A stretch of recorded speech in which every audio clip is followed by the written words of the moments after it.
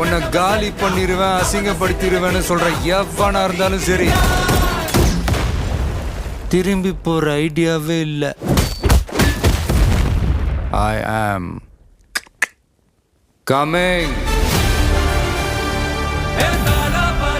மக்களுக்கு நல்லது பண்றதுக்கு அரசியலுக்கு வாங்கடா, கொள்ளை அடிக்கிறது கொலை பண்றதுக்கு அரசியலுக்கு வரீங்க.